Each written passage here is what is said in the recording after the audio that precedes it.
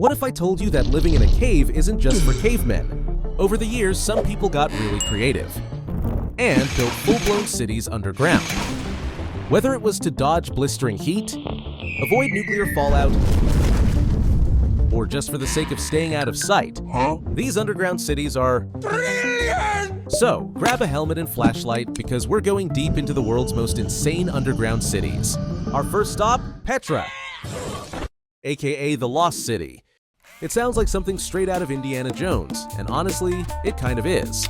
If you've seen Indiana Jones and the Last Crusade, then you've already seen Petra's most famous landmark, Al-Khazne, also known as the Treasury, which, spoiler alert, wasn't actually a treasury at all.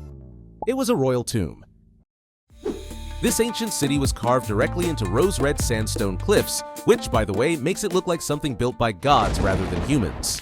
However, Petra was built by the Nabateans over 2,000 years ago and became a booming trade hub.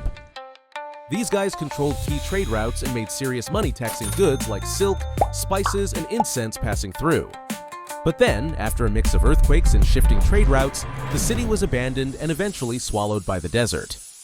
Then in the 1800s, Europeans rediscovered it. Today, Petra is a UNESCO World Heritage Site and one of the new 7 wonders of the world. Now, Petra might have been lost, but this next city was hidden on purpose.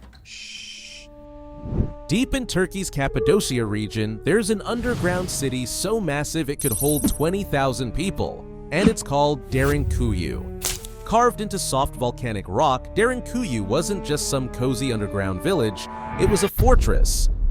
People lived here to escape invaders, and they had everything they needed. Kitchens, schools, churches, and even a ventilation system that brought in fresh air. And if an enemy tried to break in, they'd be greeted with massive rolling stone doors sealing off sections of the city. What's wild is that this city was lost for centuries, until the 1960s when a guy renovating his house accidentally punched a hole into one of the tunnels. Let's head over to Edinburgh, Scotland, where we won't find salt sculptures, but we will find some seriously spooky spirits. Welcome to the Edinburgh Vaults, an underground maze of creepy chambers where the only thing darker than the stone walls is the history. Built in the late 18th century, these vaults were originally used for storage and as workshops for merchants in Edinburgh. But as is the case with most cool places in history, things took a dark turn. What was meant to be an underground business hub turned into a grim playground for the city's poorest residents, who were forced to live in these dank, poorly ventilated vaults. The vaults became a hot spot for crime, illegal gambling, and black market trading. Eventually, conditions got so bad that the vaults were abandoned and sealed off. But here's where things get creepy. When they were rediscovered in the 1980s, archaeologists found old toys, shoes, and even human remains down there. Today, the vaults are a major tourist attraction, and people claim to hear ghostly whispers and footsteps in the dark. So, if you ever visit, maybe bring an extra pair of underwear.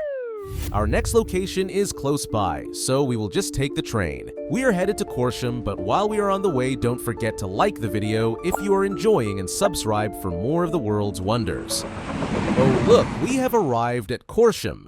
Beneath this lovely town lies Burlington Bunker, a Cold War-era underground city designed to keep Britain's government running if things above ground went nuclear.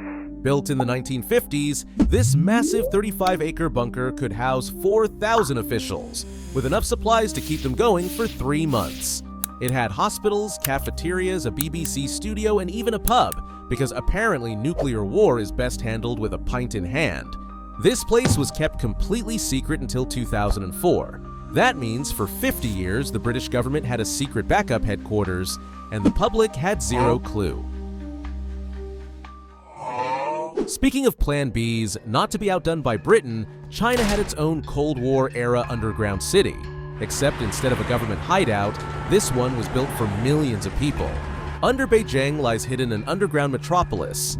Welcome to Dixiacheng. Built in the 1970s, this massive bunker was designed as a refuge in case of a Soviet invasion or nuclear strike. It wasn't just a few tunnels. It had schools, hospitals, factories, theaters, because if the world is ending, you might as well sit back, relax, and watch a film about how badly things went wrong. Most of it has been locked away now, but some parts were open for tours, giving us a rare glimpse at a place that was meant to be Beijing's last resort. An underground ghost town, waiting for a disaster that never came. Our last location is in Australia, where people today still live underground. Welcome to Coober Pedy, located in the Australian outback.